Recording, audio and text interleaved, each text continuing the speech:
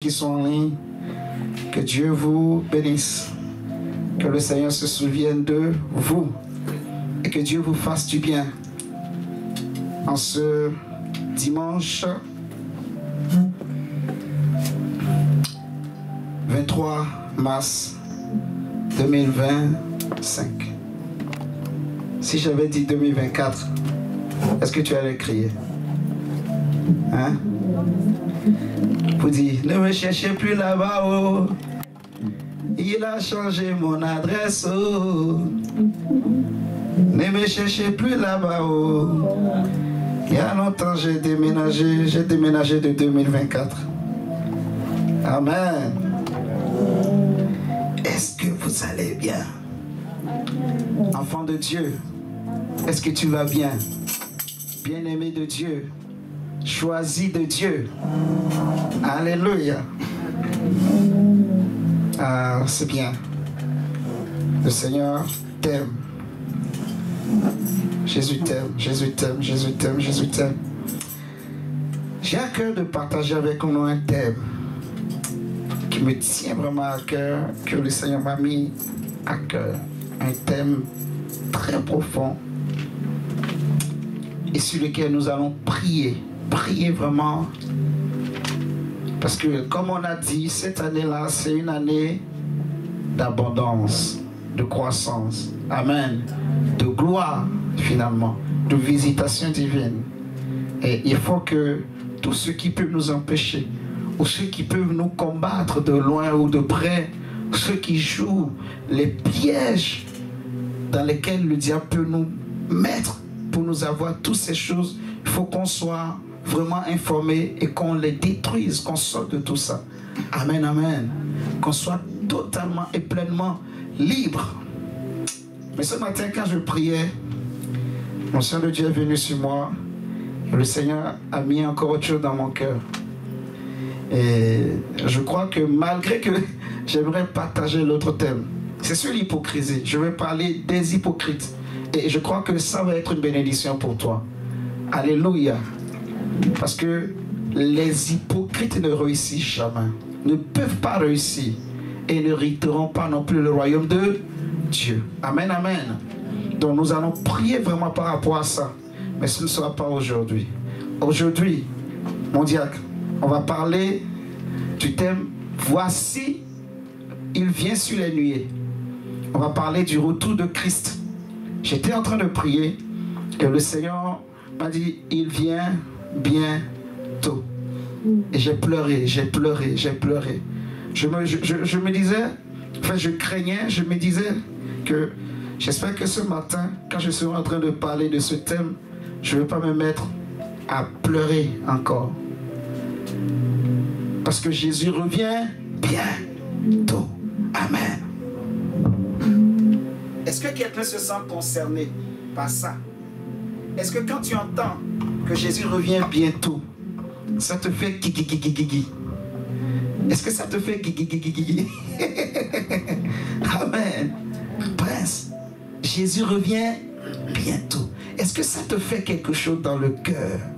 Jésus revient bientôt. C'est certain. Alléluia. Jésus revient. Oh my God. Oh my God. Jésus revient bientôt. Mon frère, ma soeur. Il y a un chant qui dit, voici il vient. Comment on dit même? Voici il vient au son de la trompette, chevauchant les nuées, brillant comme le soleil. Élève ta voix, c'est l'heure du jubilé.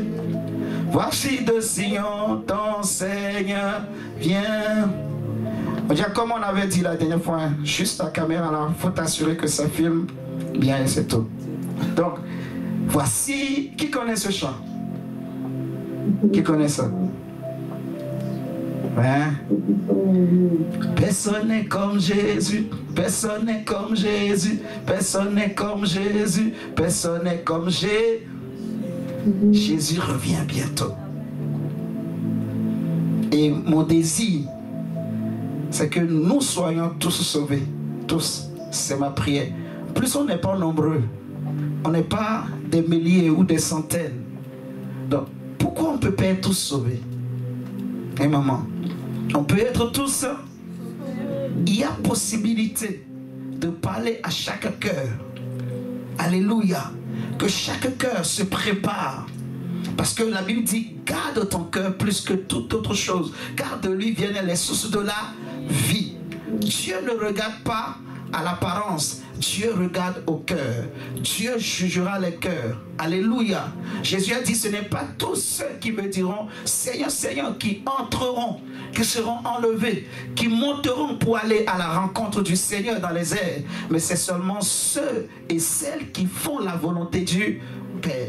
Bonjour maman Hortense. Bonjour encore. J'aime vous voir, hein maman Christine. Alléluia. Vous êtes de ceux et celles qui persévèrent avec moi dans la foi. Aïe, aïe, aïe, aïe, aïe. Hey, prie pour moi que je ne pleure pas quand je suis en train de prêcher ce message. Parce que ça me fait pleurer. Maman, ça me fait pleurer. Jésus revient bientôt. Quand je m'étais converti, mes frères et sœurs, des hommes et des femmes qui étaient pour moi comme des modèles, plusieurs que je connais, beaucoup ont abandonné Christ, beaucoup ont abandonné la foi, beaucoup sont retournés dans le monde et beaucoup sont divisés. Mes frères et sœurs, le diable a réussi à détourner beaucoup. C'est pour ça que ça me fait pleurer. Quand je me souviens, quand je m'étais converti, le zèle, le feu, des gens qui étaient devant nous, qui crachaient le feu. Aujourd'hui, plusieurs ne sont plus en Christ. Plusieurs ne prêchent plus. Ils ne sont plus debout. Alléluia. Mais ce n'est pas à moi de juger. Je ne juge pas en disant ça. Ça me fait peur. Ça me fait trembler. Jésus revient bientôt. Et c'est une vérité. C'est une réalité. Et ce jour-là, plusieurs seront surpris. Beaucoup ne seront pas prêts. Parce que la Bible dira, tout à l'heure quand nous allons le lire, en parlant des 10 vierges, parce que l'époux tardait à arriver, les vierges, les 10 se sont endormies. Beaucoup tombent dans la distraction, beaucoup tombent dans le sommeil, beaucoup tombent dans les habitudes. Et ils se refroidissent, ils sont distraits, ils passent à côté, ils oublient même l'essentiel, la raison pour laquelle ils ont cru en Christ. Ils oublient même qu'il y a quelque chose qui s'appelle l'enlèvement et pour lequel il faut se préparer tous les jours. Jésus revient. Alléluia. Jésus revient bientôt. Prenons Apocalypse chapitre 1. Ça me fait pleurer. Parce que je veux être enlevé, mon frère. Je ne veux pas rester. Et je ne veux pas que tu restes aussi. Je veux que tu sois sauvé, s'il te plaît. Alléluia. Qui veut être sauvé parmi nous? Non, c'est très sérieux. Je suis très sérieux. Je ne pose pas la question à la légère. Qui veut vraiment être sauvé? Alléluia. Tu n'as pas levé le doigt. Ça veut dire que toi, tu ne te sens pas concerné. Qui veut être sauvé parmi nous ici ce matin? Ceux qui sont en ligne, je ne peux pas voir vos doigts. Mais j'espère que vous avez levé le doigt. Parce que c'est ça le problème, en fait. C'est ça le problème. Tout ça, c'est des pièges dans lesquels on tombe. Ce qu'on appelle les pièges du diable. Vous voyez? L'orgueil, l'égoïsme, l'hypocrisie, les jalousies, les envies. Et il y a de ces petites choses dans les églises aujourd'hui, dans lesquelles même les pasteurs, les docteurs se retrouvent, sans savoir que Jésus revient. La Bible dit que quand Jésus reviendra, il faut qu'il trouve nos cœurs, nos âmes, nos esprits, nos corps sans tache, ni ride, ni rien de semblable, blanchis. Alléluia. Prenons Apocalypse chapitre 1, verset 7.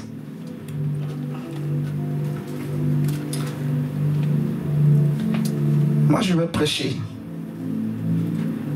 Et je prie que nous puissions écouter.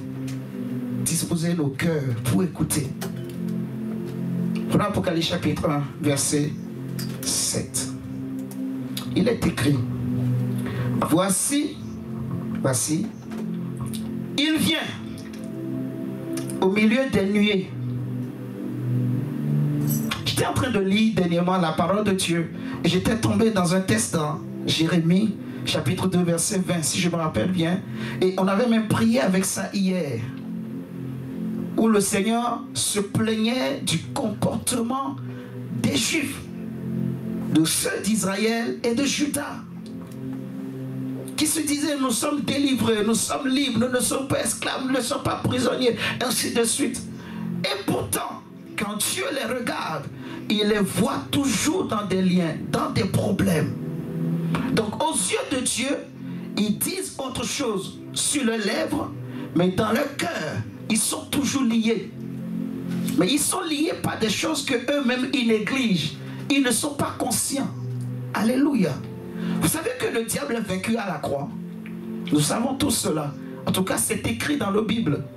Même si tu ne le crois pas ou tu n'es pas convaincu réellement, mais laisse-moi te dire ce matin que le diable n'est plus fort comme on peut le penser. Il est vaincu à la croix. C'est fini. Il n'a plus de pouvoir, il n'a plus de puissance.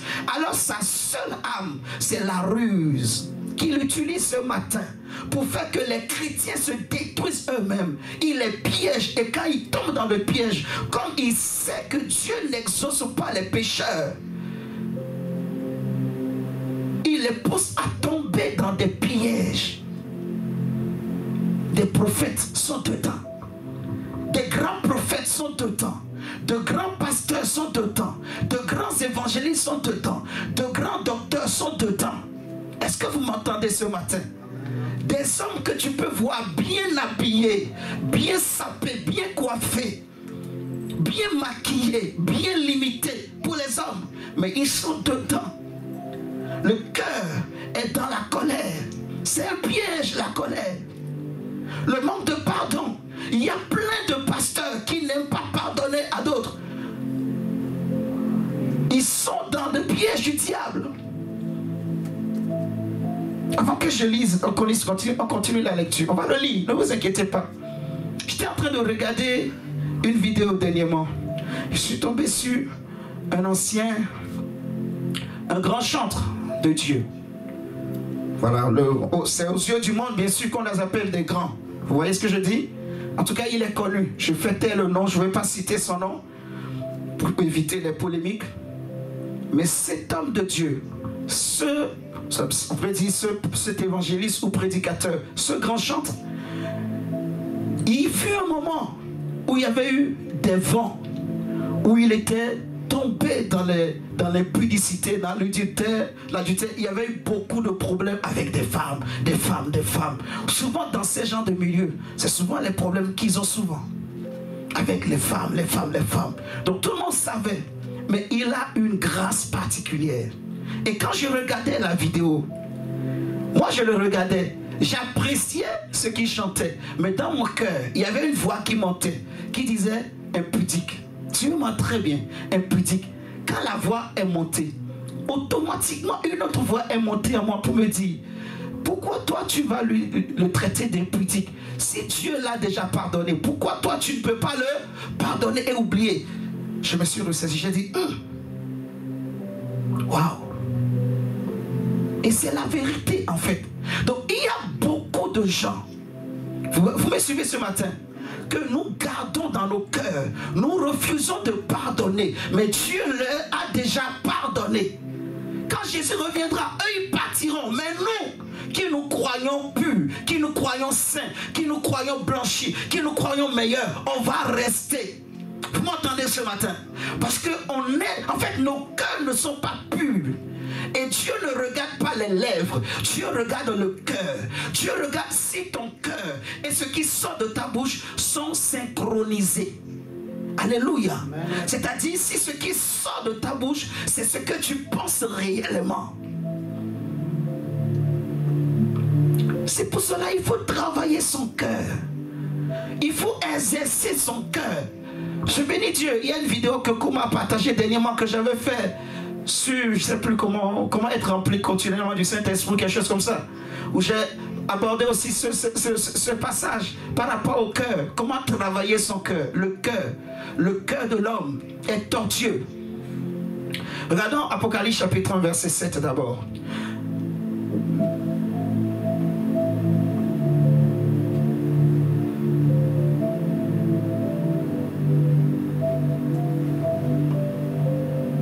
La Bible dit, voici il vient au milieu des nuées et tout le monde le verra, même ceux qui l'ont transpercé, et toutes les familles de la terre se lamenteront à cause de lui. Oui, amen. Je vais répéter, voici il vient au milieu des nuées et tout le monde le verra, même ceux qui l'ont transpercé, et toutes les familles de la terre se lamenteront à cause de lui. Oui, amen. Amen, amen. Donc Jésus vient bientôt. C'est une réalité, c'est une vérité. Ce n'est pas quelque chose avec laquelle il faut jouer. Alléluia. Jésus reviendra pour chercher son église, pour chercher ceux et celles qui ont désiré et qui ont aimé son avènement. Paul va le dire à Timothée dans 2 Timothée. Prenons 2 Timothée rapidement. Et après, on va prendre Matthieu 24. 2 Timothée.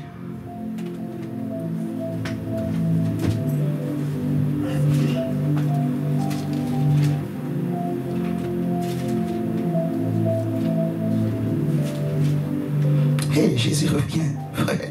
Jésus revient. Hey, Jésus revient.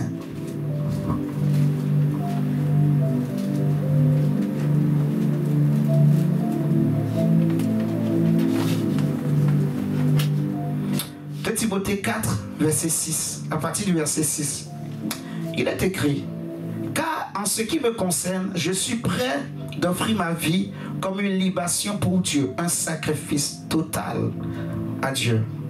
Il dit, le moment de mon départ est arrivé. J'ai combattu le bon combat, j'ai achevé ma course, j'ai gardé la foi. Telle une couronne, la justice que Dieu accorde est déjà préparée pour moi. Le Seigneur, le juste juge, me la remettra au jour du jugement. Et pas seulement à moi, et c'est ça ce que je disais tout à l'heure. Il dit pas seulement à moi, mais à tous ceux qui, avec amour, attendent sa venue. Dans la version Louis II, c'est dit, tous ceux qui ont aimé son avènement. Donc c'est les personnes qui ont désiré, qui ont aimé, qui connaissent son avènement, qui comprennent ce que cela représente et ce que cela veut dire, et qui ont accepté de payer le prix, de renoncer à tout pour ce jour-là, pour ce moment, cet avènement-là. Alléluia. Jésus revient pour chercher son église. Il viendra chercher les hommes et les femmes qui ont aimé son avènement, qui désirent, qui sont conscients, qui comprennent. Alléluia. Que Jésus revient bientôt. C'est une vérité, c'est une réalité. Jésus revient pour chercher son épouse, pour chercher sa femme, sa bien-aimée, celle pour qui il a payé le prix à la croix, celle pour qui il est mort. Alléluia. Jésus est mort pour son église. Jésus est mort pour son épouse. Et il n'a pas payé le prix pour abandonner son épouse sur la terre. Il revient chercher son épouse afin que là où il est, son épouse aussi y soit. Amen, amen. Et il a dit aux disciples dans Jean 14 qu'il y a plusieurs demeures dans la maison de mon Père. Je m'en vais vous préparer une place. Alléluia. Et ce n'est même pas de ce côté-là que je veux développer mon message. Parce que je veux beaucoup insister en fait sur les mises en garde que Jésus nous a données par rapport à cet avènement. Pour qu'on ne tombe pas dans ces pièges du diable. Regardez, il y a les pièges du diable partout.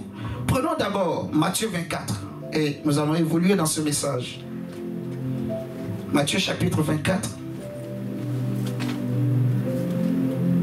On a vu Apocalypse 1, la Bible dit, il vient sur les nuées.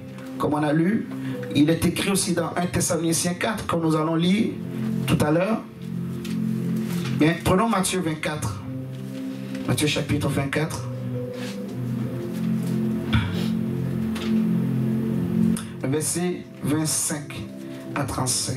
Matthieu 24, verset 25 à 35.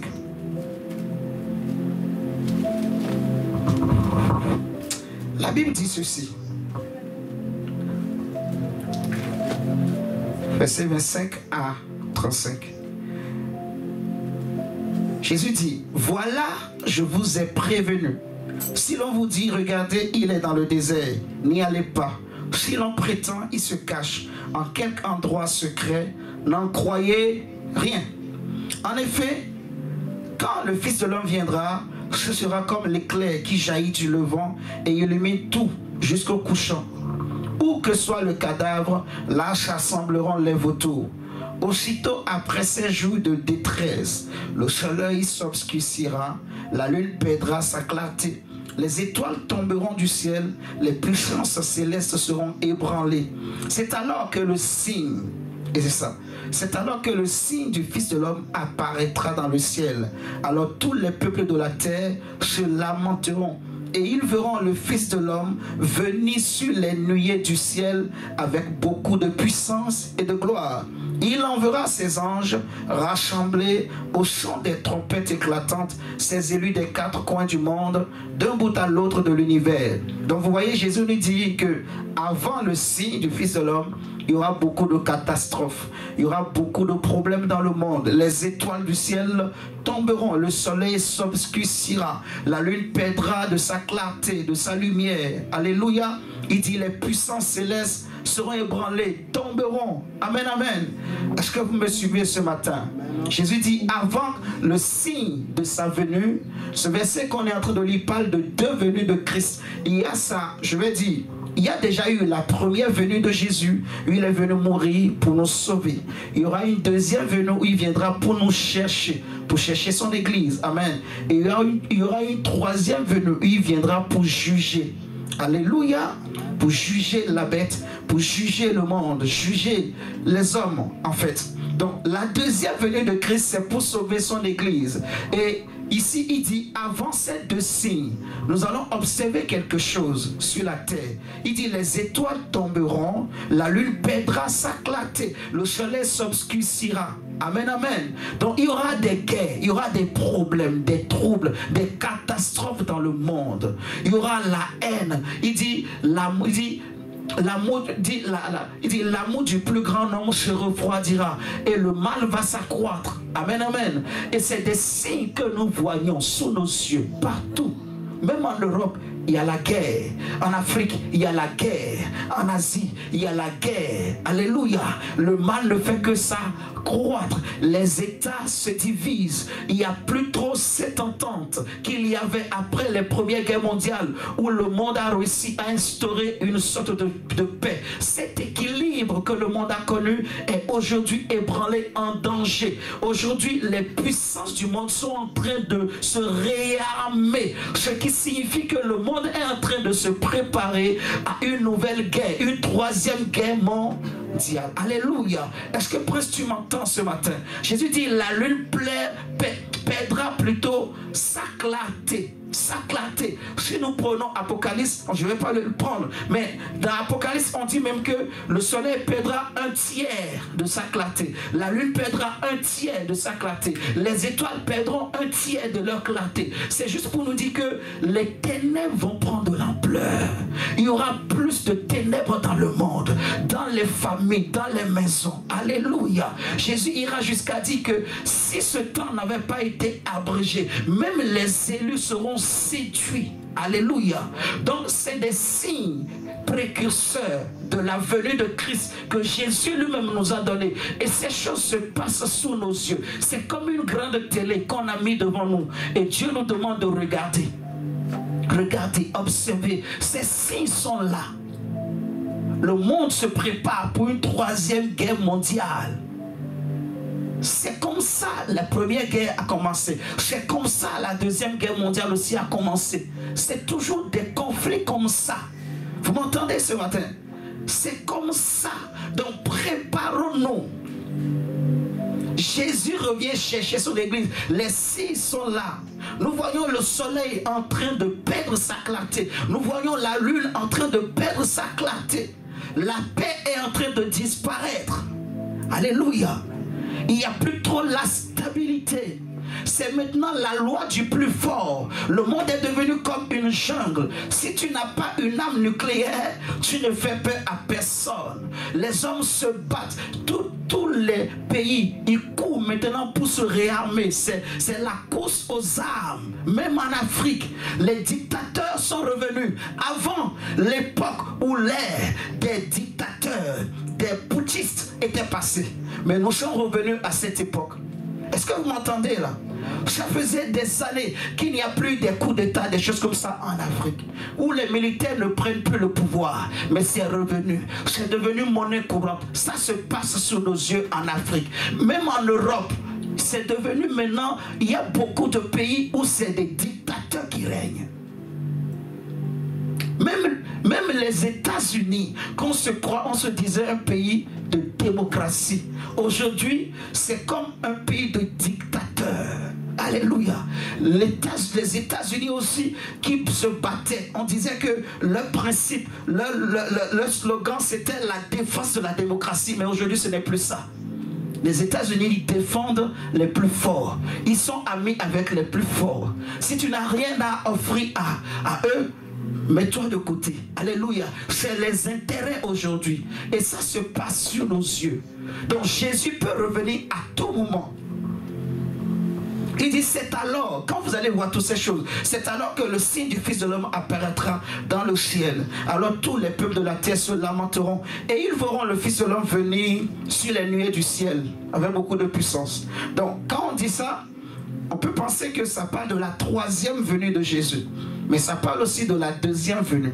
Et pour vous prouver, même la deuxième venue de Jésus, il viendra sur une nuée. Il ne posera pas ses pieds sur la terre. Vous m'entendez? Il va s'arrêter dans les airs. Lisons d'abord le verset. Prenons le chapitre 26. Chapitre 26. Toujours Matthieu 63 à 64. Chapitre 26, verset 63 à 64. Jésus a dit encore. Saint-Esprit. Jésus garda le silence. Alors le grand prêtre reprit en disant, je t'adjure par le Dieu vivant de nous déclarer si tu es le Messie, le Fils de Dieu. Jésus lui répondit, tu l'as dit toi-même. De plus, je vous le déclare, à partir de maintenant, vous verrez le Fils de l'homme siéger à la droite du Tout-Puissant et venir en gloire sur les nuées du ciel. Lui-même le dit, qui reviendra sur les nuées du ciel. Prenons 1 Thessaloniciens 4. Tous ces versets, c'est surtout pour nous montrer que Jésus reviendra sur les nuées. Il ne posera pas ses pieds sur la terre. Il va s'arrêter dans les airs. Et la Bible dit au son des trompettes ou de la trompette, les morts en Christ ressusciteront. Et ceux qui seront vivants seront transformés en un clin d'œil. Et tous, ils monteront à la rencontre du Seigneur. Vous voyez? C'est ce que Jésus va traduire en disant que là où est le cadavre, c'est là que s'assembleront les vautours. Amen, amen. Oui. Donc, au son d'une trompette, tous, nous allons partir. Donc, c'est ceux qui entendront le son de la trompette qui partiront. Mais si tu es distrait par les soucis de ce monde, comme Jésus dit dans Luc 21, on va le lire tout à l'heure, si ton cœur est rempli des soucis du monde, si ton cœur est accablé par les excès du manger et du boire, tu n'entendras pas le son, parce que tu seras trop dans la distraction. Amen, amen. Et regardez combien de choses aujourd'hui distraient les hommes, les chrétiens. Les problèmes, les guerres qui ne servent à rien. Et c'est ça qui me fait pleurer. Les guerres, les futilités, les bêtises dans lesquelles on se retrouve. Alléluia. Le frère n'aime pas le frère, la soeur n'aime pas la soeur. Le frère ne veut pas que le frère réussisse, la soeur ne veut pas que la soeur réussisse. Alléluia. les jalousies qu'on a entre nous, chrétiens. Je vous dis, des hommes qui étaient pour moi des modèles. Mais je ne peux pas juger. Ce n'est pas moi de juger. Alléluia. Ma prière, c'est que chacun se répande et mette sa vie en règle avec Dieu. Pourvu qu'on soit sauvé, c'est tout. C'est tout ce qu'on veut. Que chacun se sauve. Alléluia. Que chacun se sauve. Frère, regardez avec moi 1 Thessaloniciens 4, verset 13 à 18. Jésus dit, ou l'apôtre Paul va dire par le Saint-Esprit, nous ne voulons pas, frères et sœurs, vous laisser dans l'ignorance au sujet de ceux qui sont décédés, afin que vous ne soyez pas tristes de la même manière que le reste des hommes qui n'ont pas d'espérance. Amen. En effet, puisque nous croyons que Jésus est mort et ressuscité, nous croyons aussi que Dieu ramènera par Jésus et avec lui ceux qui sont morts. Car voici ce que nous vous déclarons d'après une parole du Seigneur.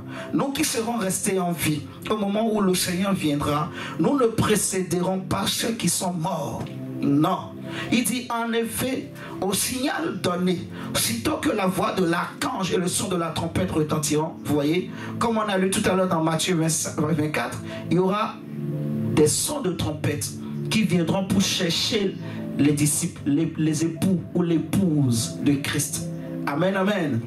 Au son de la trompette, comme on a lu tout à l'heure dans Matthieu 24, la Bible dit qu'il enverra ses anges au son de la trompette pour chercher ses élus aux quatre coins du monde entier. Amen, amen. Alléluia. Est-ce que tu es avec moi ce matin? Amen. Donc ici aussi on nous dit que au son de la trompette et à la voix de l'archange, quand le son de la trompette divine retentiront, le Seigneur lui-même descendra du ciel et ceux qui sont morts unis à Christ ressusciteront en premier lieu. Ensuite, nous qui serons restés en vie, à ce moment-là, nous serons enlevés ensemble avec eux dans les nuées pour rencontrer le Seigneur dans les airs. Ainsi, nous serons pour toujours avec le Seigneur. Je vais relire encore le verset, à partir du verset 16. En effet, au signal donné, sitôt que la voix de l'archange et le son de la trompette divine retentiront, le Seigneur lui-même descendra du ciel et ceux qui sont morts unis à Christ ressusciteront en premier. Amen. Ensuite, nous qui serons restés en vie, à ce moment-là, nous serons enlevés ensemble avec eux dans les nuées pour rencontrer le Seigneur dans les airs, afin que, ainsi, nous serons pour toujours avec le Seigneur. Amen, amen.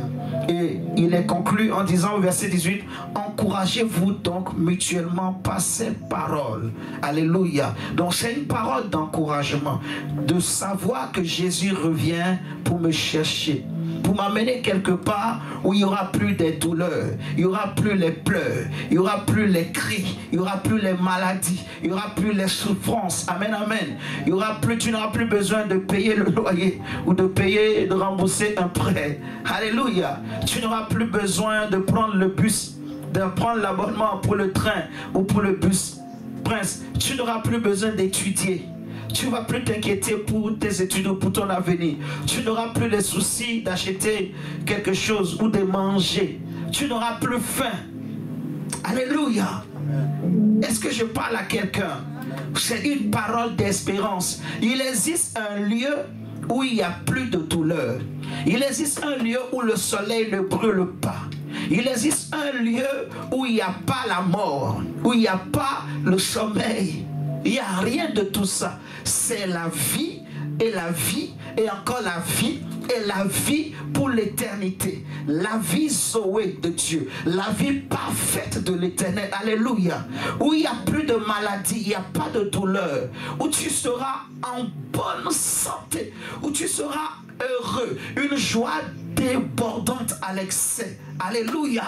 Où tu vas vivre avec les anges, où tu vas voir la face de l'Éternel jour et nuit. Tu peux monter dans ses bras et dire, papa, je t'aime. Il va dire, mon fils, ma fille, comment ça va? Bien réveillé aujourd'hui. Tu n'auras même plus sommeil. Là-bas, on ne dort pas. Il existe un lieu où il n'y a pas le sable, où on marche sur de l'or que le monde n'a jamais connu, où on marche sur un diamant qui n'existe pas sur cette terre. Alléluia. Il existe un lieu où tu ne travailleras plus. Tu n'auras plus besoin de te lever le matin pour aller travailler, parce que les anges seront à ton service jour et nuit. Il existe un lieu où il y a un trône qui t'attend, où tu seras roi et reine, où tu pourras t'asseoir sur un trône et régner et dominer avec Dieu. Alléluia. Frère, il y aura de belles choses. Un lieu où tu n'auras plus de... En fait, il n'y aura pas la saleté. Tes vêtements ne se saliront plus. Tu n'auras plus besoin de machine à laver. Tu ne vas plus suer. Maman, il existe un lieu où il n'y a pas la vieillesse. Il n'y a pas les courbatures. Il n'y a rien de tout ça. Alléluia. Ceux qui sont partis avant nous, quand tu vois Abraham, la Bible nous dit, ou je ne dirais pas la Bible, mais ceux qui ont eu cette grâce de le voir, ils te diront qu'ils sont comme des jeunes. Vous voyez, le prophète Daniel va dire, en parlant de l'ange Gabriel, il dira que ce jeune homme que j'avais vu, vous voyez, donc les anges qui prennent l'apparence humaine, ils sont comme des jeunes hommes. Tu imagines depuis des milliards d'années que Ézéchiel existe, ou plutôt je dirais Gabriel existe, mais il est comme un jeune de 25 ans. Vous voyez ce que je dis? Tu ne vieilliras pas. Tu seras toujours en bonne santé et tu auras la plénitude de ta force, une pleine santé. La gloire, tu vas goûter des fruits qui ne sont pas faits avec bio, des fruits qu'on n'a pas utilisé de l'engrais pour préparer. Il y a un vin qui est tiré de la vigne de l'Éternel au ciel, un vin que le monde ne peut pas cultiver. Il y aura des goûts que nous allons goûter là-bas qui n'existent pas sur la terre et qui n'existeront jamais sur la terre, parce que c'est Dieu lui-même qui nous a préparé ces choses. Prince, est-ce que tu sais que ces choses existent? Tu comprends ce que je dis? Je te dis la vérité, ça existe. Et Jésus revient pour nous chercher, nous amener là-bas. Alléluia. Il existe un pays où tu peux voir ta famille si nous tous nous croyons en Jésus. Parce que tout à l'heure je disais au début, nous ne sommes pas aussi nombreux. Donc il est possible que nous puissions tous nous sauver. Alléluia. Il est possible que mon père soit sauvé, ma mère soit sauvée, mon frère soit sauvé. Parce que chacun peut faire ce travail dans sa famille. Alléluia. Tu peux comprendre ce que je te dis ce matin et prendre conscience et te réveiller. Et faire aussi le travail de réveiller la conscience de ta famille, de tes frères et sœurs, pour que chacun se prépare. Alléluia. Que chacun mette sa vie en règle. Que chacun se répande et sorte des pièges du diable que nous allons voir tout à l'heure. Amen, amen. Jésus nous prévient pour dire il y aura des signes, il y aura des événements, des choses qui vont se produire pour annoncer sa venue. Regardez avec moi 1 Timothée chapitre 3.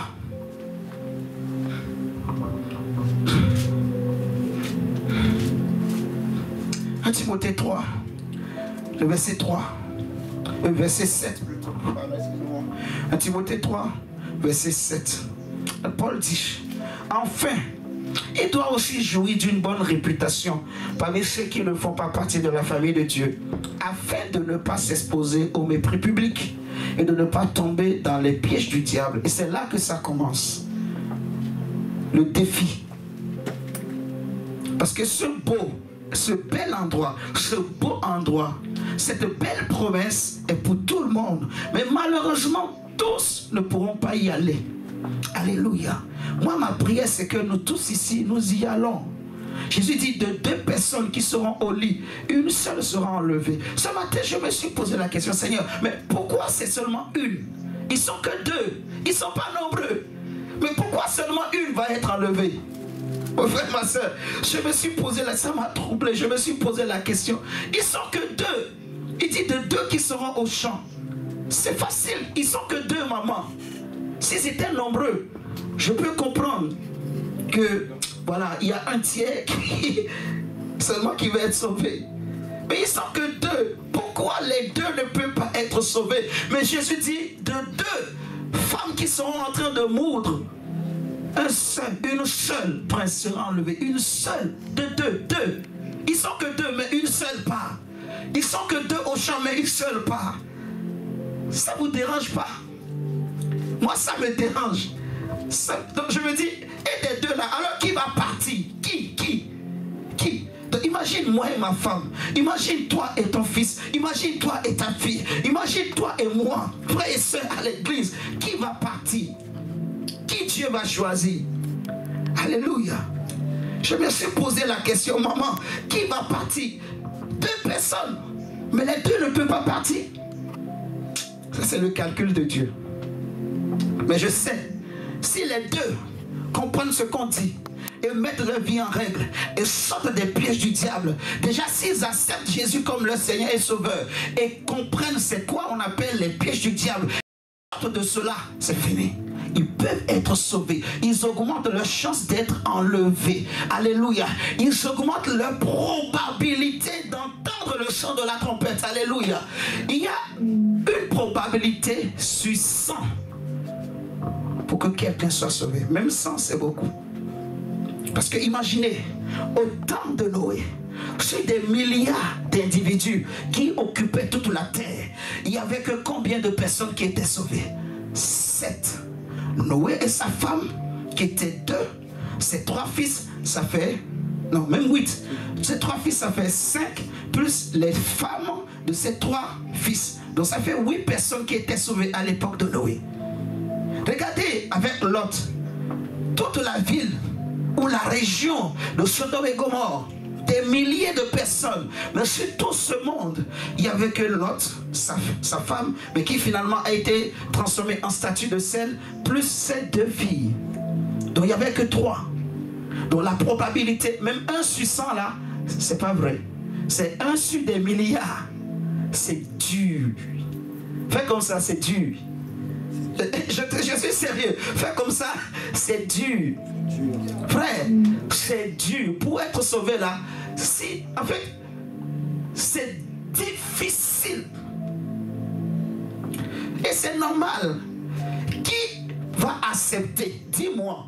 Tu t'es battu et tu as construit une belle maison qui n'existe nulle part. Et tu vas mettre dans cette maison quelqu'un qui viendra détruire la maison. Qui va accepter ça? Qui sera d'accord? Est-ce que même toi-même, la sueur de ton front, tu as travaillé 24 heures sur 24, jour et nuit dans la pluie, la neige, ainsi de suite, le froid, et tu t'es battu pour construire une maison, et à la fin, tu mets quelqu'un dedans qui viendra pour tout détruire. Est-ce que tu seras content? Tu seras prêt à accepter ça? Jamais. Alléluia. Et c'est exactement ce que Dieu fait. Là où Dieu veut nous amener, ce que Dieu nous a préparé, c'est ce qu'il avait préparé pour Adam et Ève. Mais Adam et Ève ont échoué. Alléluia. C'est pour cela que le Seigneur a mis en place ce plan de rédemption au travers de Jésus. La loi a été donnée aux hommes, mais aucun homme n'a pu se justifier par la loi. Personne. Personne. C'est pour cela que Dieu a envoyé la grâce au travers de Christ pour que quiconque croit au Fils de Dieu, quiconque croit à son œuvre rédemptrice soit sauvé. Alléluia. Maintenant le Seigneur nous demande de marcher comme Christ a marché, parce que tel qu'il est, tel nous sommes. Alléluia. Marcher dans sa volonté. Quand je méditais ce matin, je pensais aux enfants d'Israël qui étaient sortis de l'Égypte. Sûrement très bien, ils étaient plus de 6 milliards de nombreuses personnes, des hommes et des femmes, beaucoup de monde.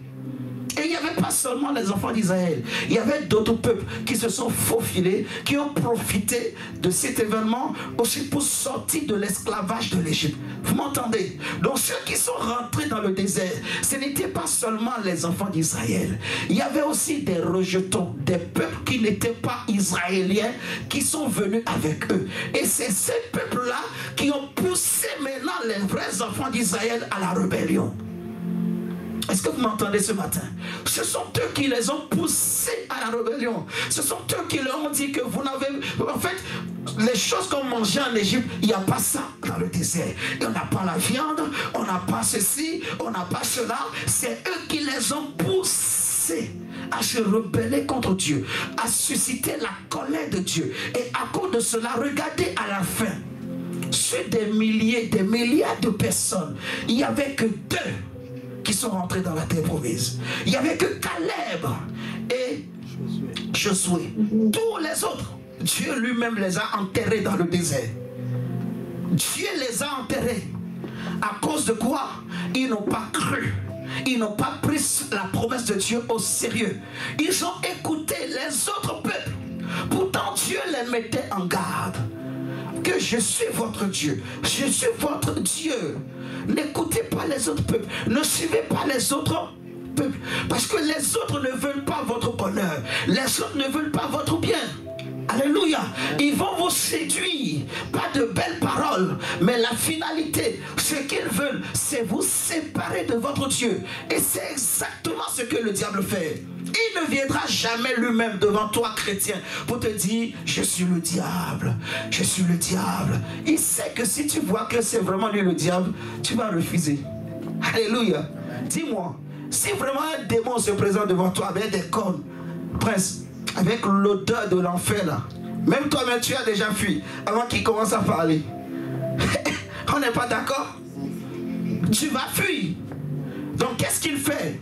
Il utilise ses agents, des personnes qu'il a mandatées, des personnes qu'il a ouées. De la même manière que Dieu oue ses serviteurs, il y a des hommes que le diable aussi oue pour venir détruire les enfants de Dieu. Est-ce que je parle à un cœur ce matin? Amen. Alléluia. Amen. Regardez, on vient de lire, on nous parle des pièges du diable. Je suis en train de parler des pièges du diable. Prenez 2 Timothée 2 avec moi. Ah, Seigneur Jésus. 2 Timothée 2, verset 24 à 26.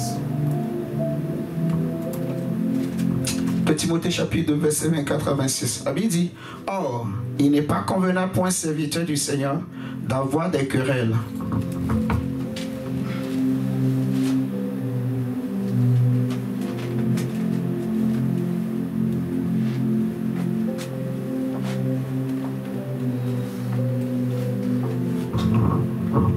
Il n'est pas convenable pour un serviteur du Seigneur d'avoir des querelles, qu'il se montre au contraire aimable envers tout le monde. Envers tout le monde, qui se montre frère, je vous parle du cœur de Dieu. Si vous ne comprenez pas, vous allez perdre. Alléluia. Le cœur, le cœur, le cœur. Jésus dit, soyez bons comme votre Père Céleste est bon. Alléluia. Suivez-moi très bien. Soyez bons. C'est quoi les pièges du diable? Le premier piège du diable qu'on connaît tous, c'est l'orgueil. C'est le moyen par lequel lui-même il est tombé. C'est à cause de l'orgueil que le diable est tombé. Mais il n'y a pas que l'orgueil. Est-ce que vous m'entendez ce matin? Il n'y a pas que l'orgueil. Tout ce que Dieu désapprouve, c'est ça que le diable utilise pour que les hommes aussi soient désapprouvés par Dieu. Alléluia. Ce qu'il sait que Dieu n'aime pas, c'est ce qu'il va te pousser à faire pour que Dieu te rejette. Amen. C'est ça les pièges du diable. Donc on nous dit, en fait, verset 24, il n'est pas convenable pour un serviteur du Seigneur d'avoir des querelles, d'avoir des problèmes. Comment se fait-il que tu es chrétien, tu es chrétienne, tu parles en langue, mais toi, tu es en guerre avec tout le monde. Tu ne veux saluer personne. Tu as des ennemis. Même quand les gens, ils font l'effort pour te saluer, tu ne veux pas. Parce que tu as des principes. Tu es plus grand que Jésus ou tu es plus grande que Jésus. Est-ce que vous m'entendez ce matin? Frère, je parle. Je prie que ça rentre ici et que ça ne sort pas par ici. Alléluia. Alléluia. Il y a des gens qui ont été chrétiens avant toi et moi, qui ont marché sur la terre. Il y en a qui ont été sauvés, il y en a qui ont été perdus. Ceux qui ont été sauvés sont ceux qui ont pratiqué ces vertus dont je suis en train de parler ce matin, pour ne pas tomber dans les pièges du diable. Alléluia. C'est ça le problème. Jésus dit, ce n'est pas tous ceux qui m'appelleront Seigneur, Seigneur, qui entreront dans le royaume de Dieu. Non. Mais c'est seulement ceux-là qui font la volonté de mon Père. Amen, amen. Ça veut dire qu'il y a un tri. Il y a comme un tamis que Dieu prend pour tamiser. Vous voyez? Et le trou de ce tamis-là est tellement petit. Il va le dire qu'il sera difficile à un riche d'être sauvé qu'à un chameau de passer par le trou d'une aiguille. Donc, les choses de Dieu sont simples pour ceux qui ont compris et qui ont décidé de le faire. Mais pour ceux qui sont dans le monde, c'est difficile. Mais suis-moi bien, c'est pour ton bien. Alléluia. Il n'est pas convenable, c'est malséant. C'est pas normal que tu sois enfant de Dieu, mais tu as des ennemis partout. Dans ta propre famille, tu es ennemi avec ta grande soeur, tu es ennemi avec ta petite soeur, tu es ennemi avec ton petit frère, tu es ennemi avec ton grand frère, tu es ennemi avec tes cousins, tu es ennemi avec tes cousines. Mais tu es quel genre d'enfant de Dieu? Est-ce que tu as réellement connu c'est qui est Dieu? La Bible dit qu'il fait lever son soleil sur le juste et le méchant. Jésus ira jusqu'à dire, priez même pour vos ennemis. Quand nous demandons le feu pour détruire les œuvres du diable, nous ne voulons pas que nos ennemis meurent. Alléluia. C'est quand ils ne veulent pas se repentir, c'est Dieu lui-même qui va les tuer. Alléluia. Vous me comprenez? Amen. Mais on ne veut pas la mort du méchant. On veut que le méchant abandonne sa méchanceté et qu'il se répande. Mais ils ne sont pas nos ennemis. Dans le sens où, si je le vois, je ne vais pas éviter de le saluer. Alléluia. La Bible dit, recherchez la paix avec tous. Tous. Tous. Alléluia. Recherche la paix. Aussi longtemps que cela dépend de nous. La Bible nous dit, aussi longtemps que cela dépend de vous, soyez en paix avec tous. Si les autres refusent la paix, c'est pas grave. Au moins toi, tu as un bon cœur devant Dieu. Alléluia. Ne sois pas celui qui ferme le cœur. Ouvre ton cœur. Laisse l'amour de Dieu s'asseoir. Remplis ton cœur. Dieu est amour, le vrai amour. Alléluia. Pas l'amour sur les lèvres, mais l'amour en acte, en pratique. Frère, je reviens toujours sur cette histoire. 2 seront dans le lit, 2 dans le champ, 2 en train de travailler, mais une seule partira. Moi, ça me dérange, ça me trouble, ça me fait ça me fait des choses, ça me donne des frissons. Qui va être parti? Qui va partir parmi les 2? Maman. Frère, donc il suffira d'un petit détail, une petite chose de négligence. Il y a des histoires de femmes, elles parlent en langue, elles prophétisent, prophétessent. Elle a craint Dieu toute sa vie. Mais un jour seulement, frère, c'est dur ce que je veux dire. Mais je prie que ton cœur serre bien ta ceinture et écoute bien la parole de Dieu. Une prophétesse, elle a servi Dieu, maman, toute sa vie, elle craignait Dieu, elle crachait le feu, elle voyait Jésus, Jésus lui apparaissait. Elle avait la garantie qu'elle sera sauvée. Mais un jour seulement, elle rentre à la maison, elle voit son mari, son propre mari, sur le lit avec une autre femme. Elle se met en colère, elle claque la porte, elle sort, elle prend le volant, elle roule. Elle a d'abord pris une bouteille d'alcool, elle a bu, accident, elle a cogné une poteau, elle est morte sur place. Mais toutes ces années de consécration volées en éclats. Un oiseau qui n'a pas des ailes, c'est fini. Et elle se retrouve en enfer. Elle commence à crier, Seigneur, sauve-moi. Le Seigneur dit, je ne peux rien. Tu n'as pas pardonné à ton mari. La Bible dit, ne vous mettez pas en colère. La colère de l'homme n'accomplit pas la volonté de Dieu. Tu connaissais mes lois, tu connaissais ma volonté, tu connaissais ma parole. Tout le monde peut ignorer, mais pas toi. Toi à qui j'ai tout enseigné, j'ai tout appris. C'est pour cela la Bible dit que Dieu demandera beaucoup à ceux à qui on a aussi donné beaucoup. Et nous, les prédicateurs, nous serons sévèrement encore jugés. Vous m'entendez? Mais pas seulement moi. Parce que si je dis les prédicateurs, tu vas seulement penser que c'est lui. Même toi-même qui m'écoutes, tu es aussi chrétien, tu es aussi chrétienne. Même si tu ne te tiens pas ici, mais tu connais des choses. Parce que je t'enseigne, alléluia. Peut-être que tu ne fais pas attention. Peut-être que tu méprises, tu négliges les choses que je te dis. Mais Dieu sait que je t'enseigne la vérité. Alléluia. Et Dieu va nous demander des comptes.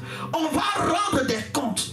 Qu'est-ce que tu as fait des valeurs chrétiennes, valeurs divines que Dieu t'a enseignées? Alléluia. Elle a tout perdu. Une vraie prophétesse, je vous dis. Une vraie prophétesse.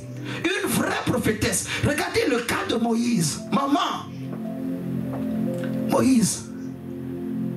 Il a servi Dieu, fidèle dans toute la maison de Dieu. Mais, regardez, à l'approche de la terre promise de Canaan, il va se mettre en colère. Le peuple, tellement on lui mettait la pression. Dieu dit, pas le rocher. Lui frappe. Dieu se fâche. Mais j'ai juste frappé. Dieu. Non. J'ai juste frappé le prince. Dieu dit non. Moi je t'ai pas dit frappe. J'ai dit parle au rocher. Le fait que toi tu as frappé, ça veut dire tu m'as désobéi. À cause de ça, tu ne rentres pas à Canaan. Donc Moïse n'a pas vu le Canaan. Moïse n'a pas été sauvé. Entrer à Canaan, c'est être sauvé. On va dire, spirituellement, Moïse est sauvé. Hein? Vous comprenez ça? Mais si Canaan, c'est la nouvelle Jérusalem, si Canaan, c'est le ciel, donc Moïse, à cause de la colère, n'est pas allé au ciel. Alléluia. Est-ce que vous comprenez? Le manque de pardon, la haine, les envies, la jalousie, l'hypocrisie, vous voyez, la cupidité, la rancune, ça ne sert à rien, c'est des pièges. Parce que les hommes pensent que, la Bible dit que parce qu'une sentence de l'Éternel tarde à s'exécuter, l'homme se plonge encore dans le péché. Je vais l'expliquer. Cela veut dire en fait que parce que les hommes pratiquent ces choses que Dieu désapprouve et qu'ils ont l'impression que rien ne se passe, alors ils continuent encore. Amen, amen. Ils continuent dans leur mauvaise œuvre. Ils n'abandonnent pas. Et c'est ça l'erreur. C'est un piège du diable. Comme j'ai donné l'exemple tout à l'heure. Une fois moi qui commence à insulter l'homme. Je le connais tout. Ni d'Adam, ni de Ève. On ne se connaît pas. On n'est pas de la même famille. On s'est connus seulement à cause de Christ. Et encore sur Internet. Je ne l'ai jamais vu physiquement. Je n'ai jamais assisté à l'un de ses concerts. Mais pour quelle raison je vais le condamner ou je vais l'accuser? S'il a péché et que j'ai les preuves, je vais lui dire frère, répands-toi. Si je vois qu'il ne veut pas écouter, je le laisse. Je prie pour lui. Alléluia.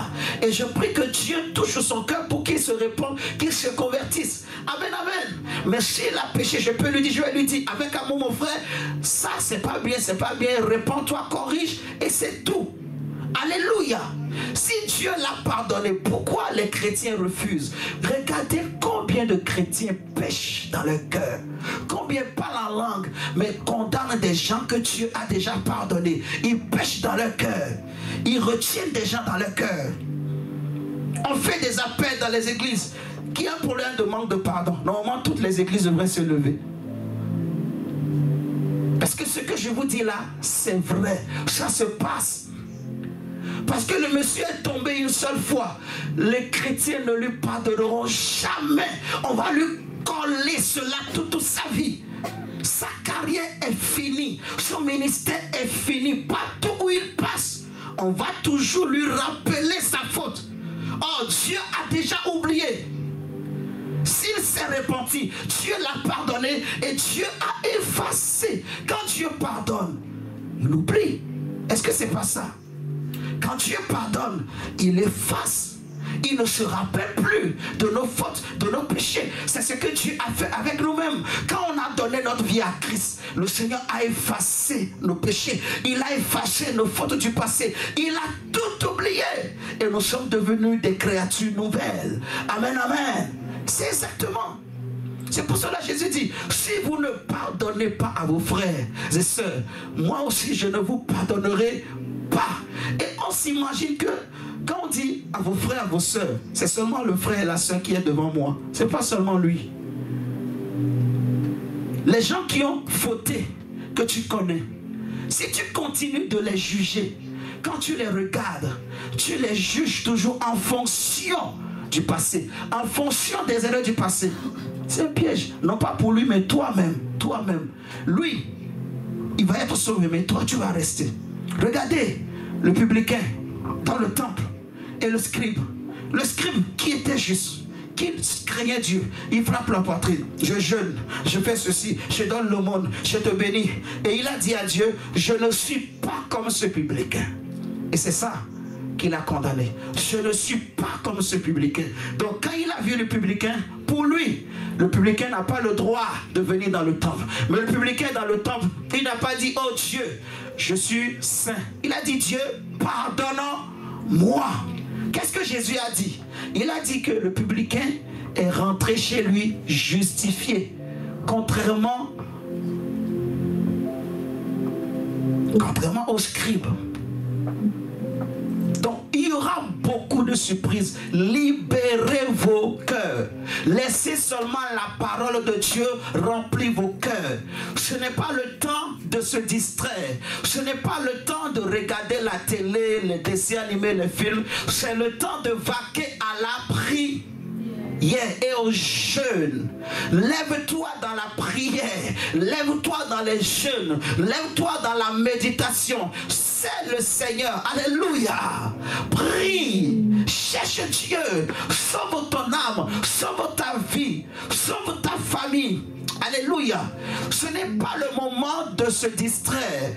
Ce n'est pas le temps de s'amuser. La Bible dit que la nuit est avancée et le jour approche. Le jour est en train de se lever. Le jour est en train de se lever sur le monde. Le temps où le Fils de l'homme descendra du ciel est en train de s'approcher. Alléluia. Et tous ceux qui n'entendront pas le son de la trompette ne seront pas sauvés. Alléluia. Dans quel état, dans quelles conditions Dieu viendra trouver ton cœur? Dans quel état Dieu viendra trouver ton âme? Est-ce que ton âme sera pure? Est-ce que tu auras le courage de relever la tête le jour où Jésus reviendra? Frère, il y a des choses qui me dérangent. Frère, regardez. Prenons 2 Corinthiens 10. On va prendre. Oh Seigneur. Attendez. Il faut nous donner ce test. Ça me vient à l'esprit comme ça.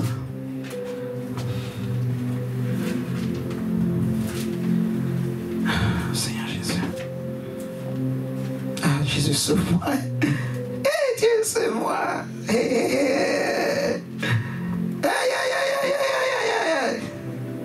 Je sais que je suis sauvé. Je m'examine. Je regarde mes pieds, mes mains. Je regarde, j'examine, je prends la loupe.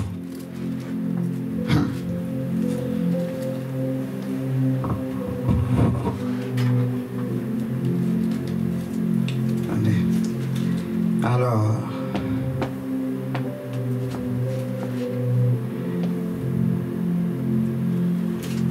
prenons d'abord 2 Corinthiens 10, versets 3 à 5. 2 Corinthiens 10, versets 3 à 5. C'est ce qu'on avait utilisé encore hier.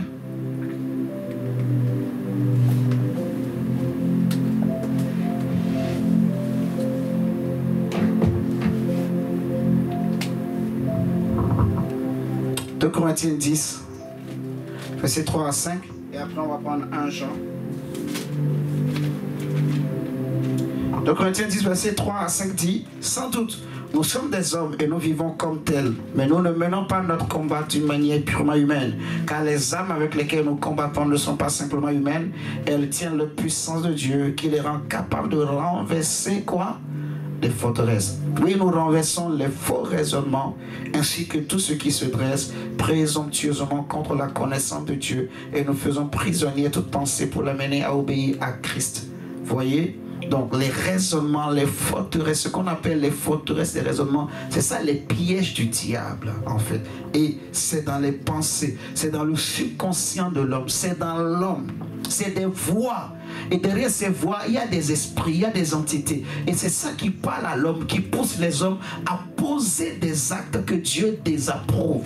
Est-ce que je suis en train de parler à quelqu'un ce matin? Ces choses sont dans les familles. Ces choses parfois on les hérite. Ces choses parfois nous-mêmes on ouvre des portes dans le monde. Ces choses parfois tu peux aussi le recevoir en fonction des personnes que tu fréquentes. On dit les mauvaises compagnies corrompent les bonnes mœurs. Tu peux voir un enfant bien éduqué, s'il traîne tout le temps avec des enfants mal éduqués, l'enfant bien éduqué là, il va perdre sa bonne éducation. Amen, amen.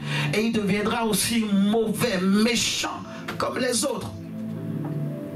Parce que les mauvaises compagnies corrompent les bonnes mœurs.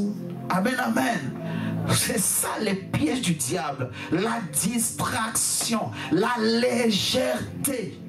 La légèreté dans les choses de Dieu, la légèreté dans la vie chrétienne, dans la foi, la légèreté dans la prière. Prince, ne dis pas que je suis jeune pour négliger la vie chrétienne.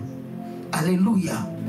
Parce que à ton âge, si tu pars, je ne le souhaite pas, mais si ta vie n'est pas en règle avec Dieu, il n'y a pas de demi-mesure. Il n'y a pas de négociation. Vous comprenez? Soit c'est blanc, soit c'est noir.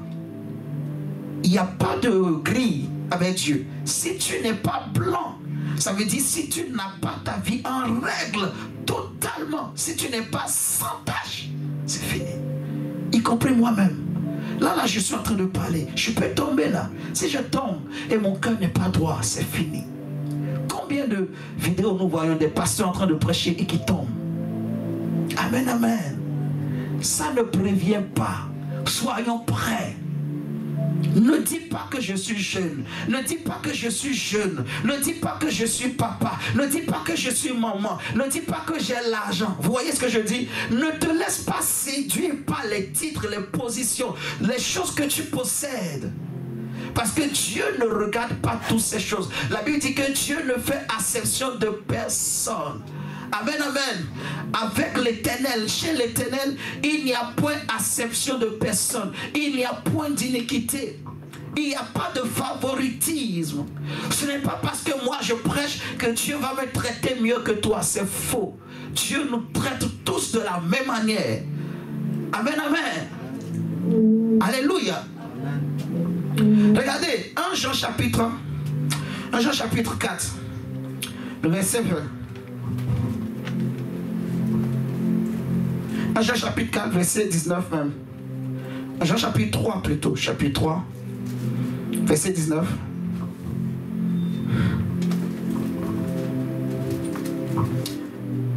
Je crois, je vais attendre dimanche prochain pour continuer encore parce qu'il y a encore beaucoup de choses à dire. Voici, il vient sur les nuées. On va prêcher ça sur 2 dimanches. On va parler des jours de Noé, on va parler des 10 vierges, on va parler des boucs et des brebis, on va parler de Lazare et de l'homme riche. Prenons 1 Jean chapitre 3, verset 19. La Bible dit, c'est ainsi que nous saurons que nous sommes de la vérité et nous rassurerons notre cœur où? Devant Dieu. Si notre cœur nous condamne d'une manière ou d'une autre, car Dieu est plus grand que notre cœur et il connaît tout. Mes chers amis, si notre cœur ne nous condamne pas, nous sommes pleins d'assurance devant Dieu. il nous donne tout ce que nous lui demandons parce que nous obéissons à ses commandements et que nous faisons ce qui lui plaît. Or, que nous commande-t-il? De placer notre confiance à son Fils Jésus-Christ et de nous aimer les uns les autres comme il nous l'a lui-même prescrit. Donc je vais répéter encore le verset 19. On dit: c'est ainsi que nous saurons que nous sommes de la vérité et nous rassurons notre cœur devant Dieu. Si notre cœur nous condamne d'une manière ou d'une autre, car Dieu est plus grand que notre cœur et il connaît tout. Mes chers amis, si notre cœur ne nous condamne pas, nous sommes pleins d'assurance devant Dieu. Donc il y aura des gens ce jour-là qui manqueront d'assurance parce que eux-mêmes se sentiront jugés, condamnés par le cœur. Alléluia. Dieu sonde les cœurs et les reins. Les hommes ne voient peut-être pas ce qui se passe dans ton cœur, ce qui se passe dans le secret, mais Dieu voit. Jésus sait. Amen, amen. Le Saint-Esprit sait ce que chacun de nous fait dans le secret. Amen, amen. Et ce jour-là, il y aura des gens qui manqueront d'assurance. Ils ne pourront pas soulever la tête pour regarder le maître descendre parce qu'ils auront la honte de leur péché, de leur cœur sale, de leur cœur méchant, de leur cœur mauvais. Ils seront honteux et humiliés. Ils ne pourront pas relever la tête. Ils n'auront pas d'assurance. Ils n'auront pas de confiance. Pourquoi? Parce que le temps leur a été donné pour se réconcilier avec Dieu. Et ils n'ont pas saisi, ils n'ont pas agi, ils ne se sont pas repentis, ils ne se sont pas réconciliés avec Dieu. Amen, amen. Mon frère, malheur à l'homme à qui Dieu accorde la grâce de se sauver, mais qui néglige. La Bible dit: il est impossible à celui qui a goûté aux choses célestes, mais qui les rejette, d'être encore sauvé. Il est impossible. Donc c'est un malheur. C'est fini pour cette personne. Amen, amen. Ne méprisons pas la grâce de Dieu. C'est maintenant qu'il faut être sauvé, prince. C'est maintenant qu'il faut se sauver, mon frère, ma soeur. C'est maintenant qu'il faut se sauver. Ce n'est pas demain. Ne remets pas à demain. Ne dis pas demain je vais mettre ma vie en règle. Ne dis pas demain je vais commencer par beaucoup prier. Ne dis pas demain je vais commencer par me sanctifier. Non, c'est maintenant. C'est maintenant il faut abandonner le péché. C'est maintenant il faut dire non au mensonge. C'est maintenant il faut dire non à l'hypocrisie. C'est maintenant qu'il faut dire non à la colère, non à la jalousie. Amen, amen. C'est maintenant, mon frère, ma soeur. Ce n'est pas demain. C'est maintenant il faut dire non à la haine. Alléluia. La haine, c'est maintenant il faut refuser. Il faut sortir des pieds du diable. J'aime beaucoup ce texte. Je ne sais pas si on a lu là. De 2 Timothée 2. On n'a pas lu ça? Non. Prenons 2 Timothée 2. 2 Timothée 2. On a lu 24 à 26. 24 à 26. On avait lu. Ok. Où Paul dit, en fait, attendez, je vais vérifier quand même. Ouais, je crois qu'on a lu. Mais peut-être je n'ai pas insisté sur ce côté-là. Voilà. Vous voyez, le verset 26 dit. Je vais relire encore. On a lu, mais je vais relire. Verset 24 à 26. Oh, il n'est pas convenable pour un serviteur du... En fait, on n'a pas tout lu, voilà. On a juste lu le verset 24. Voilà, merci. Un serviteur du Seigneur d'avoir des querelles, qui se montre au contraire aimable envers tout le monde, capable d'enseigner et de supporter les difficultés. Regardez le verset 25. Il doit instruire avec douceur les contradicteurs, qui sait si Dieu ne les amènera pas ainsi à changer d'attitude pour connaître la vérité. Le verset 26 qui m'intéresse maintenant. Il dit alors, ils retrouveront leur bon sens et se dégageront. C'est ça le truc. Et se dégageront des pièges du diable qui les tient encore captifs et assujettis à la volonté. Alors qu'ils sont chrétiens. Mais Dieu dit que le diable les tient captifs, assujettis. Il les tient captifs, assujettis comment? Par des pièges. Et c'est quoi ces pièges? C'est les choses que je cite en fait. Les choses que Dieu désapprouve. Les choses que Dieu n'aime pas. Et que le diable sait. Amen, amen. Il sait que Dieu n'aime pas ça. Et donc si tu fais, Dieu va te désapprouver. Quand Balak est venu appeler Balaam pour maudire Israël, Balaam a tout fait. Il n'était pas capable de maudire Israël. Alors qu'est-ce qu'il a fait? Il a dit à Balak, si tu pousses ce peuple à faire ce que leur Dieu désapprouve, Dieu va les abandonner. Amen, amen. C'est comme ça Dieu travaille. Et le diable sait, depuis l'aube des temps, depuis les temps des temps, il sait. C'est toujours comme ça qu'il a travaillé avec les hommes. Merci beaucoup, que Dieu te bénisse. Amen, amen. C'est comme ça le diable a travaillé avec les hommes. C'est comme ça il a fait même avec Noé. Quand Noé est sorti de l'âge, il a bu du vin. Et lui-même il va commencer par maudire encore. Amen. Amen. Les pièges du diable. C'est pour cela que Jésus va dire de veiller. De veiller. Comment le diable fait pour pousser les hommes à tomber dans les pièges? Parce que les hommes sont distraits. Jésus va parler de l'ivraie et du blé. Il dit que quand on a semé le blé, l'ennemi est venu quand? La nuit. Quand? Pendant que les gens dormaient. Donc quand les gens sont distraits, ils sont dans un profond sommeil, ils sont dans l'ignorance, c'est là que le diable vient. Maman, papa, réveillons-nous. Jésus revient bientôt. Ah, je bénis Dieu. Je n'ai pas pleuré. Que Dieu soit béni. Jésus revient bientôt. Est-ce qu'on peut prier le Seigneur? Prenons Luc 21. On va prier Dieu. Que le Seigneur nous sorte de toute distraction. Tout ce qui nous fatigue. Tout ce qui nous fatigue. Je crois que mardi, mercredi, jeudi, nous allons jeûner. Vraiment pour prier. Que le Seigneur nous sorte des distractions. Ce qui nous épuise, ce qui nous fatigue, ce qui fait qu'on a du mal à prier, on a du mal à lire la Bible, on a du mal à jeûner. Ce qui nous distrait.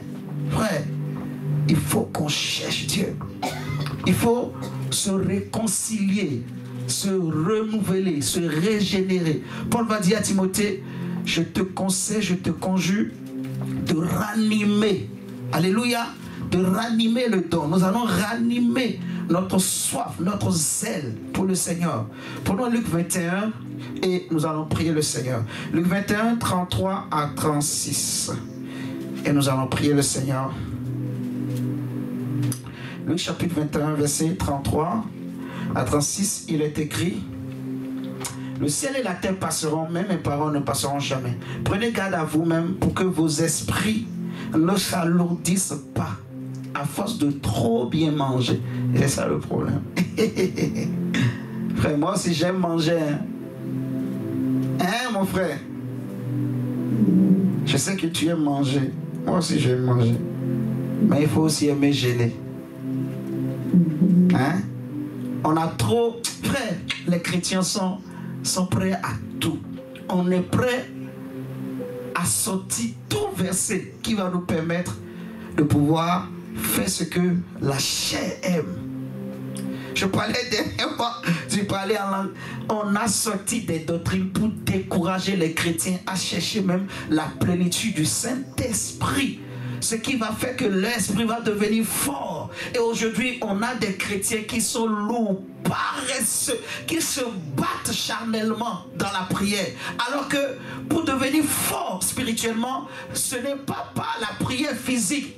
Dieu nous a donné une âme.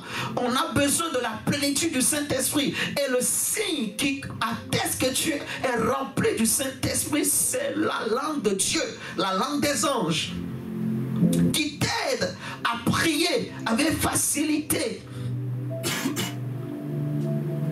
Alléluia. Et c'est pareil pour le jeûne. On a sorti des histoires.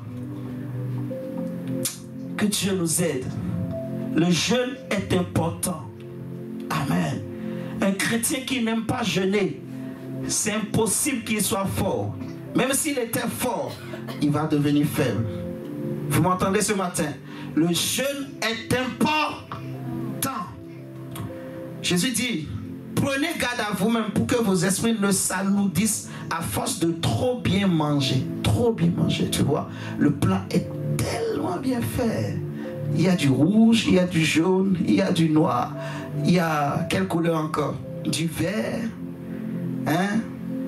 il y a chapalo, il y a la dinde, il y a le poulet, il y a les beignets, il y a l'haricot à côté, il y a la semoule, il y a... Quoi encore on va ajouter presque? Le poisson salé, macayabo, il y a tout ça et il y a du bon vin à côté. Il y a une bonne bière sans alcool à côté. Et quoi encore on va ajouter là? Du chapalo, il y a du jus d'orange. On met tout ça sur la table, c'est bien coloré. Quand on s'assoit, on écarte un peu les jambes. Et quand tu es seul, même tu enlèves les habits, torse nu, tu ouvres le ventilo. Et puis c'est chaud. Hé maman, et tu laves les mains, tu dis là je mange avec la main. Tu laves.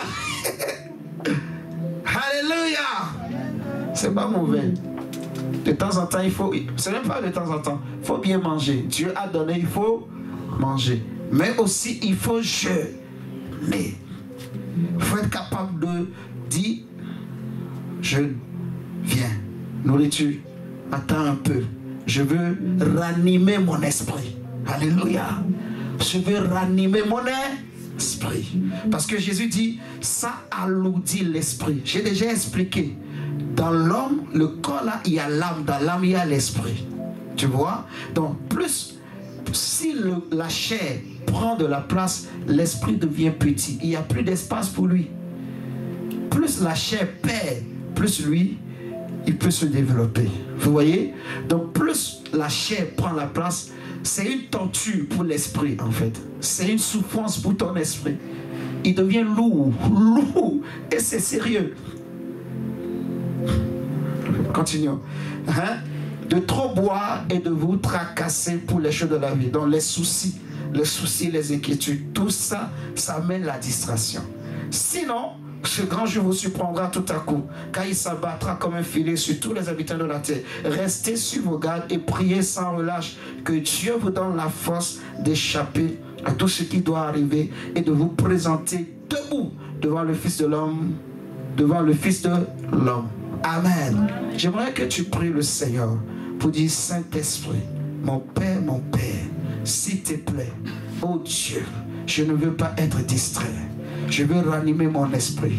Pardonne-moi toutes les fois que j'ai été piégé par le diable et je me suis laissé piéger moi-même. Mais ce matin, je prends la décision. Je sors de toutes sortes de pièges du diable. Les pièges du mensonge, de la jalousie, de l'hypocrisie, de la haine, de l'orgueil. Toutes sortes de pièges satanico-démoniaques.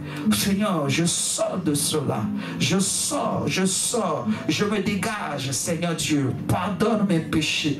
Pardonne-moi, Seigneur, ma paresse dans la prière, ma paresse dans la méditation de ta parole, ma paresse dans les jeûnes. Oh Dieu, pardonne-moi, Seigneur Jésus. Pardonne-moi les semblants. Pardonne-moi, Seigneur, les hypocrisies. Père, je ne veux pas faire semblant. Je ne veux pas, Seigneur, faire croire, faire penser à mon frère, à ma soeur que je suis meilleur ou que je suis arrivé. Oh Dieu, je te demande grâce. Je te demande pardon. Seigneur, dégage-moi des pièges du diable. Dégage, Seigneur, mon esprit de toute l'odeur, des pièges du diable, de ce qui rend lourd mon esprit. Libère mon âme, libère mon esprit. Seigneur, délivre-moi de la distraction, les choses qui m'empêchent de lire la Bible. Délivre-moi, oh Dieu, de ce qui distrait mon esprit, de ce qui distrait mon âme, oh Dieu. Délivre-moi, Père. Seigneur, délivre-nous. Seigneur, pardonne-nous. Nous te supplions, oh Dieu. Seigneur, nous prions au nom de Jésus. Oh Seigneur, entends nos prières ce matin. Seigneur, nous prions que tu pardonnes nos péchés, que tu pardonnes nos familles, que tu pardonnes les distractions, que tu pardonnes les hypocrisies, que tu pardonnes les jalousies, que tu pardonnes les envies, que tu pardonnes les mensonges. Pardonne, oh Dieu, Seigneur, les paresses dans la prière, les paresses dans les jeûnes, les paresses dans la méditation. Oh Dieu, pardonne, Seigneur, les frères et sœurs de cette assemblée assemblées. Pardonne, oh Dieu, les familles. Pardonne, oh Dieu, nos familles. Seigneur, nous te demandons grâce ce matin. Nous prions, oh Dieu, que tu nous laves par ton sang et que tu nous dégages, oh Dieu, de tout piège du diable. Délivre-nous, Papa, oh Dieu, de tout raisonnement. Oh Dieu, de tout raisonnement. Oh Dieu, des excès du table, des excès du manger et du boire. Délivre-nous, oh Dieu, des soucis du siècle présent. Oh Dieu, de tout ce qui distrait nos âmes. Oh Dieu, de tout ce qui vient torturer nos pensées. Tout ce qui vient torturer nos esprits. Délivre-nous, oh Dieu. Lave-nous par ton sang. Délivre-nous de la distraction. Délivre, oh Dieu. Seigneur, nous voulons renouveler notre amitié, notre amour, notre engagement, notre zèle. Oh Dieu, avec toi. Nous voulons renouveler, Seigneur, notre intimité avec toi. Oh Dieu, viens ranimer notre esprit. Viens ranimer, oh Dieu, notre homme intérieur. Viens ranimer, oh Dieu. Répands, Seigneur, ton opus sur nous. Lave, oh Dieu, nos vies. Lave, oh Dieu, nos esprits. Lave, oh Dieu, nos âmes. Lave, oh Dieu, nos cœurs. Oh Dieu, purifie-nous de tout péché. Oh Dieu, purifie-nous par ton sang. Oh Dieu, lave-nous, Seigneur. Blanchis-nous, Papa. Blanchis nos robes, oh Dieu. Blanchis nos robes, Yahweh. Seigneur, nous voulons être sauvés. Oh Dieu, viens renouveler notre amitié avec Dieu. Seigneur, illumine les yeux de nos cœurs. Illumine les yeux de nos cœurs. Répands sur nous ton esprit de sagesse, ton esprit de révélation, oh Dieu. Viens ranimer l'amour de ton avènement dans nos cœurs. Viens ranimer l'amour de l'enlèvement de l'église à nos cœurs. Viens ranimer la soif de l'enlèvement de l'église à nous. Oh Dieu, nous te supplions. Prie le Seigneur. Prie pour ta famille. Prie pour tes frères et sœurs.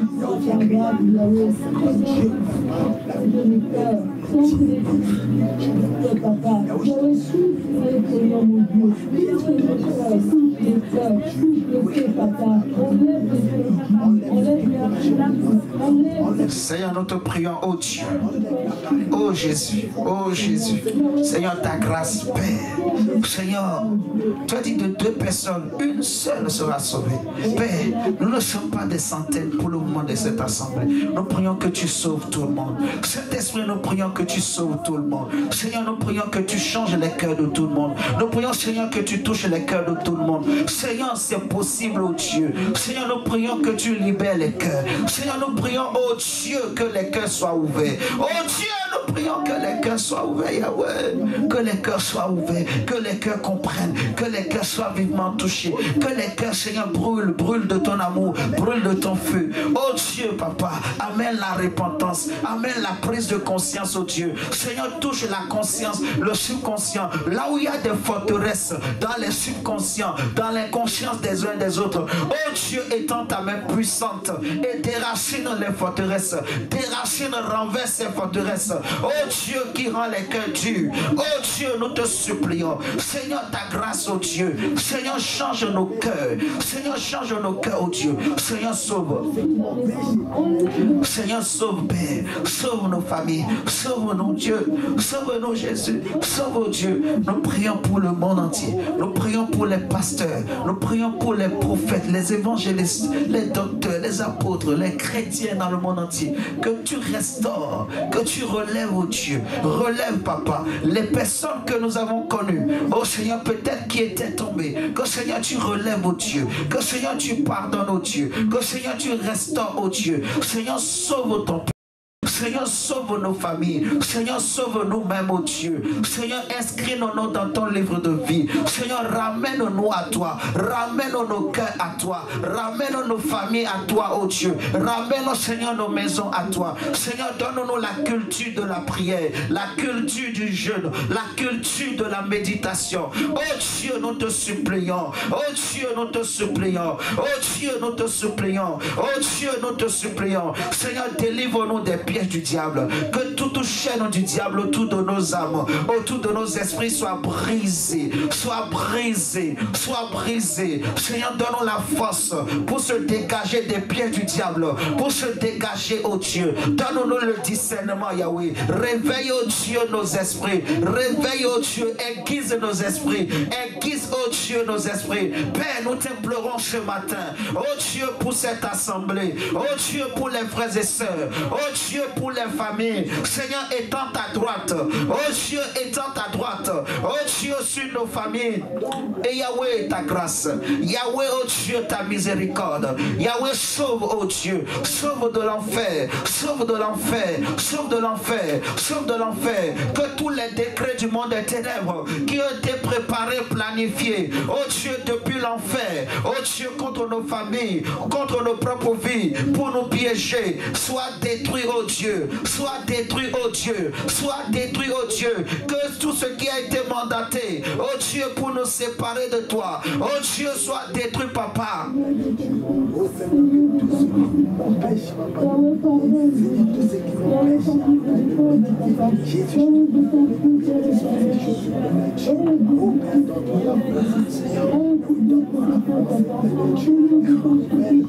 Seigneur, sauve, s'il te plaît, sauve Jésus, sauve-nous, oh Dieu, sauve-nous, Père, sauve nos familles. C'est en toi que nous avons cru. Saint-Esprit, nous ne sommes pas des centaines encore. Tu peux sauver tout le monde. Tu peux toucher les cœurs. Touche, oh Dieu. Sauve, papa. Change les cœurs. Touche nos familles. Seigneur, prie. Seigneur, ta grâce plutôt. Ta grâce, oh Dieu. Seigneur, nous te supplions. Touche, oh papa. Ramène les cœurs à toi. Seigneur, restaure. Libère des pièges. Libère de la paresse. Libère de la lourdeur. Libère de la distraction. Oh Dieu, libère-nous. Oh Dieu, libère-nous. Oh Dieu, libère nos familles. Oh Dieu, libère, Seigneur. Libère, Seigneur, nos esprits. Libère Jésus. Seigneur, merci, Saint-Esprit. Merci pour ta parole. Nous te prions de nous aider à prêcher encore le dimanche prochain. Que, Seigneur, plusieurs soient touchés. Oh Dieu. Seigneur, merci. Merci. Merci. Merci. Merci. Que ton nom soit béni. Reçois l'adoration qui t'appartient et qui t'est due. Seigneur, nous voulons tenir ferme. Nous voulons garder la foi. Nous voulons combattre le vrai combat. Nous voulons persévérer. Nous voulons achever la course. Nous voulons rester debout. Nous voulons, Seigneur, avoir l'assurance le jour-là. Oh Dieu, pour relever la tête, Seigneur. Aide-nous, Saint-Esprit. Aide les couples. Aide les mariés. Aide, Seigneur Jésus, les parents avec les enfants. Aide les enfants avec les parents. Aide la femme et son mari. Aide le mari et sa femme. Aide, Seigneur, chacun, oh Dieu. Seigneur, ta grâce, Saint-Esprit. Seigneur, ta faveur, oh Dieu. Délivre de tout piège. Délivre, oh Dieu, de tout raisonnement. Délivre, oh Dieu, Papa. Seigneur Jésus, sauve, purifie, sanctifie, guérit, délivre, oh Dieu. Saint-Esprit, merci. Merci parce que tu l'as fait. Que ton nom saint soit béni. Que ton nom Jésus soit loué. Merci Seigneur. Au nom de Jésus. Amen. Nous pouvons acclamer le Seigneur. Au nom de Jésus. Amen, amen.